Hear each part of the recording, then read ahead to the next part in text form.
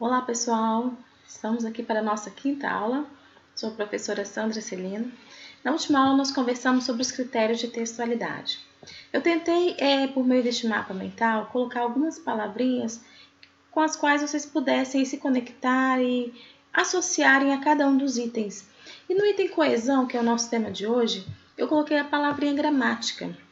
Claro que a coesão está muito além disso, porque nós temos não só a gramática, como também o léxico, ok? Para trabalharmos aí com a questão da textualidade. Então, na aula de hoje nós falaremos sobre coesão textual. E a coesão textual, de acordo com a teoria, é a manifestação linguística da coerência.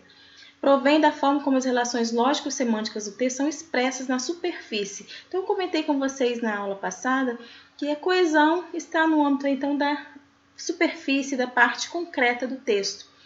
E para isso, nós só conseguimos então perceber essa questão da conexão entre as partes por meio então de mecanismos lexicais e gramaticais da construção do texto que nos propomos a fazer.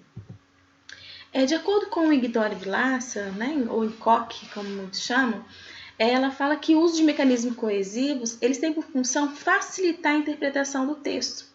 Então, da mesma forma que eles facilitam a interpretação, eles facilitam o quê? Também a construção. Então, para você construir o seu texto, você precisa seguir as convenções estabelecidas para que o seu texto, então, respeite essas normas. Uma coisa é você querer usar o porquê explicativo e outra coisa é você utilizar o porquê na estrutura que é causal. Então, há todo um contexto para a utilização de cada um dos mecanismos linguísticos, coesivos, melhor dizendo, que a nossa língua aí dispõe. Desses mecanismos de coesão, eu vou falar para vocês de 5 mecanismos. Nós temos a coesão por referência. O que seria isso? A coesão referencial é quando você utiliza um pronome, um substantivo na sua frase, retomando um termo anterior ou preparando para um termo que está aí para ser escrito por você. Claro que quando nós falamos de coesão, isso aí é assunto para 3 ou 4 aulas. Então aqui eu estou passando bem rápido. Quando fala de coesão, você provavelmente já deve ter ouvido falar de anáfora e catáfora.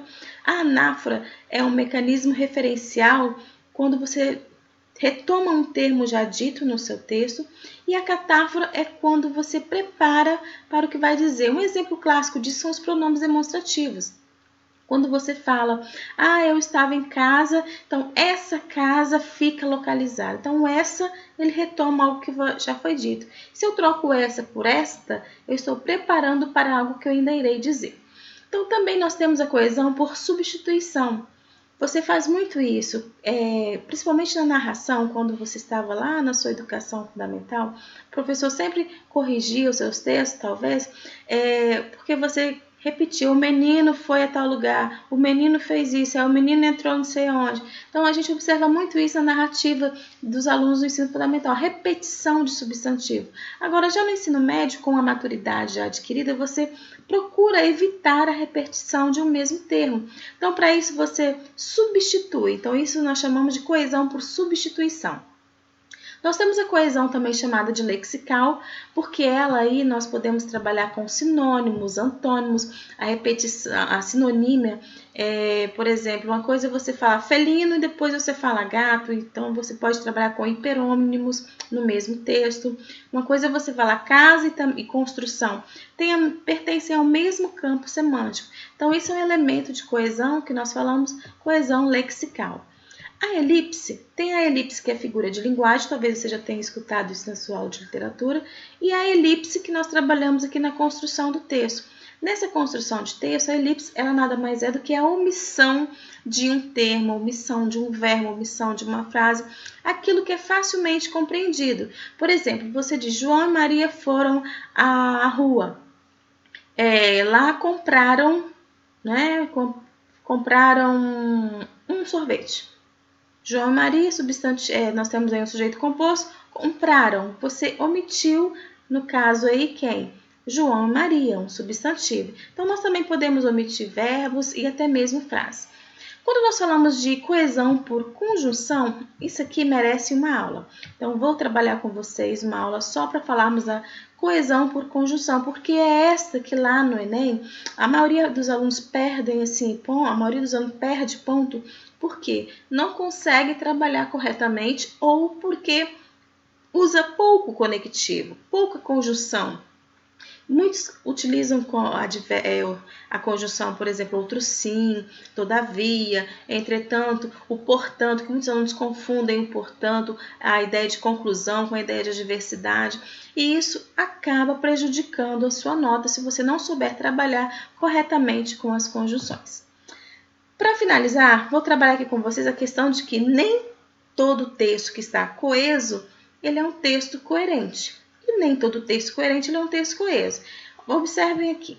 Doente não foi estava aula ele. Na língua portuguesa nós falamos que a frase inicia com letra maiúscula e finaliza com um ponto. Temos aqui uma frase. Embora tenhamos aqui vários elementos, como substantivo, advérbio, adjetivo, essa frase ela não faz sentido. Para que ela fizesse sentido, eu poderia desdobrá-la, como vocês observam aqui. Ele estava doente, não foi à aula. Tenho duas orações, mas eu posso unir essas duas orações por meio de um conectivo. Ele estava doente, por isso não foi à aula. Então, verifique como que a estrutura da frase muda. E é isso que o corretor do Enem quer identificar lá no seu texto. A capacidade que você tem de conectar uma parte a outra por meio de conjunção, por meio de elipse, substituição, todos aqueles elementos que nós comentamos. Então, coerência sem coesão. Observe mais um exemplo. Olhar fito no horizonte. Apenas o mar imenso. Nenhum sinal de vida humana. Tentativa desesperada de recordar alguma coisa. Nada. Temos aqui um texto sem nenhum conectivo, mas ele é um texto coerente. Nós conseguimos entender o que está se passando. Nesse segundo exemplo, nós temos um texto coeso, porém nele não se identifica, não encontramos a coerência. Fui à praia me bronzear porque estava nevando e, quando isso ocorre, o calor aumenta, o que faz com que sintamos frio. Então, embora ele inicie com letra maiúscula, finalize com ponto, tenha conjunções, tenha pronome remissivo, né? Nada do que está escrito ali está fazendo sentido. Cuidado para que você não se preocupe tanto em usar conectivos no seu texto e não os empregue corretamente, porque nada adianta um texto coeso sem coerência, porque você vai ser penalizado com certeza. Então, por hoje é só. Eu tinha aqui um texto só para mostrar para vocês um pouquinho dessa questão de retomada, né, de elementos anafóricos, catafóricos. Aqui eu trabalhei com os alunos o texto sobre tatuagens. E esse aluno ele colocou aqui já no finalzinho, não obstante, é preciso analisar os efeitos do uso dessa forma de arte. Então, o dessa é um pronome remissivo que retoma o quê? Tatuagens. Aqui ele fala analisar os efeitos do uso. No segundo parágrafo ele retoma tais efeitos se verificam. Então, é para isso que serve você entender e tomar conhecimento dos mecanismos de coesão, porque eles permitem a você fazer um texto conexo e coerente. Tranquilo? Então, até a nossa próxima aula. Eu aguardo você.